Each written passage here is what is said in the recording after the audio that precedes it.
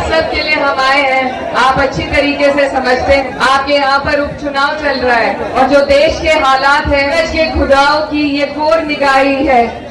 महलों में उजाला है, कुटियों में सिहाई है। महसूस ये होता है ये दौरे तबाही है, शीशे की अदालत है और पत्थर की गवाही है। तो आज जो इस देश में हालात बने हुए हैं, बिल्कुल ऐसा ही महसूस होता है कि तबाही के हालात हैं। यही एक राशन जिन्होंने शाहीन बाग के आंदोलन को लंदन तक पहुंचा। लंदन में इन्होंने जब सीए का विरोध प्रदर्शन किया, उस समय ये काफी सुर्खियों में आई। इन्होंने सुर्खियां बटोरी। कुछ ही समय में 2024 में सांसद का चुनाव जीता। आज आपके बीच में जिस मकसद के लिए हम आए हैं, आप अच्छी तरीके से समझते हैं।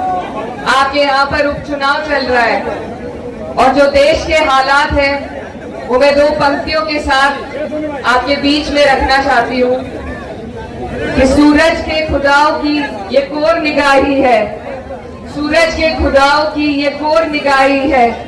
महलों में उजाला है, कुटियों में सिहाई है। महसूस ये होता है ये दौरे तबाही है, शीशे की अदालत है और पत्थर की गवाही है। तो आज जो इस देश में हालात बने हुए हैं, बिल्कुल ऐसा ही महसूस होता है कि तबाही के हालात हैं। सरकार ने किसी के लिए कोई योजना लेकर नहीं आई, किसी का कोई काम नहीं किया है। मजदूर, किसान, महिलाएं, युवा, सब लोग इस सरकार में परेशान है, प्रताड़ित है। सरकार ने अगर कुछ किया है तो बस भाई से भाई को बिठाने का काम किया है। ये सिर्फ नफरत के बीज बोना जानते हैं और उसी के आधार पर वोटों की फसल को काटते हैं। इनकी इस नफरत की राजनीति को आज आपको और हमको मिलकर खत्म करना है। ये रोज एक नया कानून ऐसा लेकर आते हैं जो इनके लिए आपको और हमें चिन्हित करके परेशान करने की जो इनकी योजना है उसे आसान बना दे।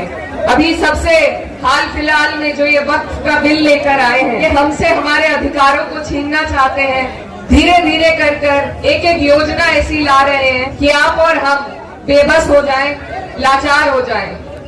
लेकिन अगर इस बेबसी से, इस लाचारी से निकलने का अगर हमारे पास कोई रास्ता है तो वो सिर्फ हमारे वोट का माध्यम है। और ये वोट मैं आपके बीच में यही गुजारिश करने आई हूँ। तो उपचुनाव है, इस उपचुनाव पर पूरे देश की नजर है, क्योंकि जो संदेश आप लोग यहाँ से देकर भेजेंगे वो आने वाली 27 में हमारा रास्ता तय करेगा। कदम कदम पे जो हमारी लड़ाई है, चाहे छोटे से छोटा चुनाव हो, प्रधानी से लेकर जिला पंचायती, विधायकी, सांसदी तक, हर चुनाव में अगर हमने नफरत फैलाने वाली इस तानाशाह सरकार को शिकस्त नहीं दी तो इनके हौसले मजबूत होते रहेंगे और ये इसी तरह के कानून ला लाकर आपको और हमें परेशान करते रहेंगे।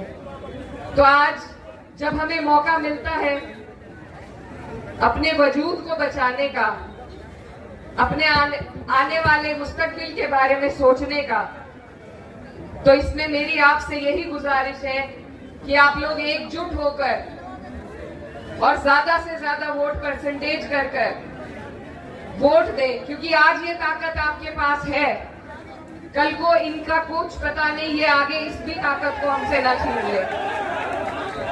तो इसलिए जब जब आपके पास ये मौका आए, किसी भी सूरत में आए, इन्होंने इतनी नफरत हमारे समाज में बोने का काम किया है कि इसको निकालने के लिए, इसकी जड़ें उखाड़ने के लिए हमें बहुत मेहनत करनी पड़ेगी और बहुत वक्त लग जाएगा। लेकिन जो हमारे मुल्क की खूबसूरती है वो इसी में है कि हमारा भाईचारा बना रहे। जब किसी हिंदू को चोट लगे तो मुसलमान भाई सबसे पहले आगे आए, और जब मुसलमान को पीड़ा हो तो हिंदू भाई उसकी आवाज उठाए।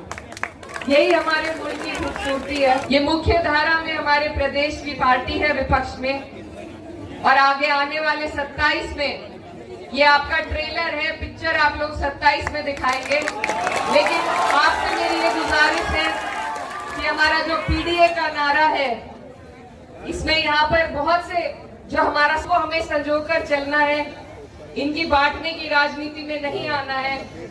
और 27 के लिए अभी से आप लोगों को आने वाली 20 तारीख को अपना एक एक वोट साइकिल के बटन पर दबाकर हमारी आंटी शोभावती वर्मा जी को यहाँ से जिता करके भेजना है। तो महिलाओं पर एक बहुत बड़ा एहसान हमारे माननीय राष्ट्रीय अध्यक्ष जी ने किया है। 9 में से 5 टिकट महिलाओं को दिए गए हैं। और आज मंच पर भी आप देखेंगे तो महिला सशक्तिकरण का सबसे बड़ा उदाहरण आपको यहाँ देखने को मिलेगा। क्योंकि मुझे लगता है कि अगर इस नफरत की राजनीति को कोई खत्म कर सकता है तो उसमें हमारे देश की महिलाएं अहम भूमिका में नजर आएंगी। और यहाँ भीड़ में भी हमारी महिलाएं अहम भूमिका में, मुझे देखकर बहुत अच्छा लगा। आज मैं आपको डबल इंजन की सरकार मान के चल रही कि उसके दोनों इंजन बार बार टकरा रहे हैं कि नहीं टकरा रहे हैं। भाजपा आज जब उपचुनाव में वोट मांगने जा रही है, 24 का चुनाव याद आ रहा है, आज जब वोट मांगने जा रही है तो उस अपना सर खुजला रही है। उसे समझ नहीं आ रहा है कि किस बातों पे वोट मांगे। इनके 8 साल की प्रदेश की सरकार, इनकी रिपीट हुई सेंट्रल की सरकार, मैं तो ये मानती हूँ जब इतनी सरकारें आती हैं, इतने दिन तक चलती है, तो वो अपने कामों पे वोट मांगते हैं। यहाँ पे बहुत कुछ कहने को नहीं है। लोग कहते हैं कि अरे उपचुनाव जो है वो सत्ता और शासन का चुनाव होता है। लोग कहते हैं कि देखो हमारी सरकार है, हट जाओ, अपने घरों में छुप जाओ, बाहर मत निकलना।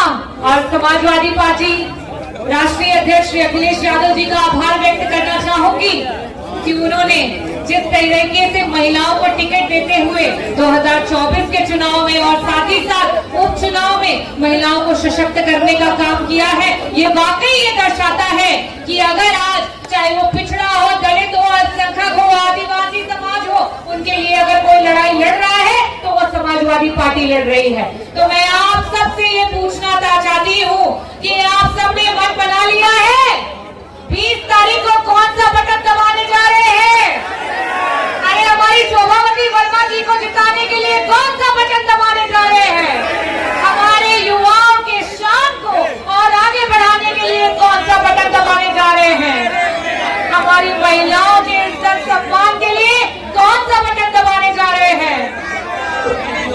इन्हीं चंद शब्दों के साथ मैं यही कहूंगी, इस ऊर्जा को ऐसे ही बनाए रखें और समाजवादी पार्टी को भारी मतों से विजयी